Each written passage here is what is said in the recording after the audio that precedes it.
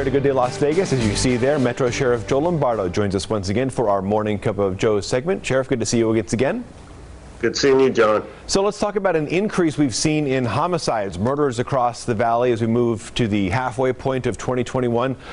Is there any pattern in some of the cases that detectives are investigating right now? We've had a 54% increase in homicides compared to last year.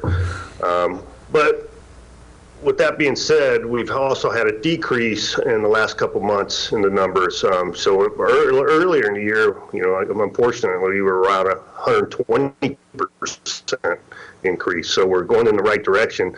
But to answer your question, in particular, to maybe there's a trend or something associated with it, and I guess the most important piece is domestic violence. That's been the most common cause of the homicides year to date this year. What kind of crimes increase in Southern Nevada during the summer months, and what should people watch out for?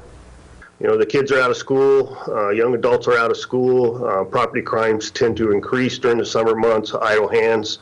You know, that's saying not significant property crimes, but petty property crimes. So we have to be aware of that. Thefts from vehicles, some home burglaries during the summer months because kids are not being watched in that case. But on top of that, when we look at violent crime, there's a lot of anxiety with the heat of the summer, and domestic violence increases during the heat, alcohol consumption, and everything associated with that type of issue we have to be aware of during the summer.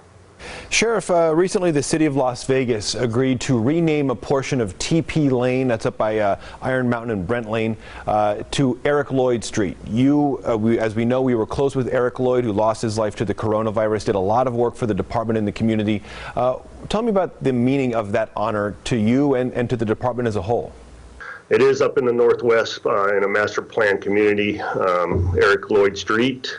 It's important for people to remember, and to have a monument by a street name is very beneficial to the family and to the Metro family, that we can continue to recognize Erik Lloyd for his sacrifice. And I just want to thank the city of Las Vegas for what they do.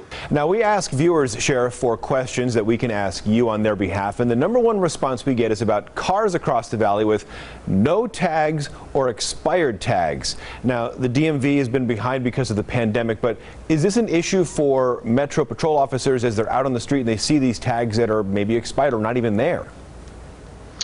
Yeah, it's an issue, and unfortunately that was the result of the pandemic that we experienced all through 2020, or the most of 2020. So in March to June, I believe it is, there was a moratorium on vehicle registration because DMV was shut down. So if we encounter it, take care of it. It'll take a while for us to catch up. I think we're all still trying to catch up from the pandemic in a variety of different ways, Sheriff. Yeah, thank you, Sheriff, for joining us this morning. If you have a question like that for the Sheriff, you can submit it to us, of course. Just head to 8newsnow.com and find out if it's answered every Wednesday.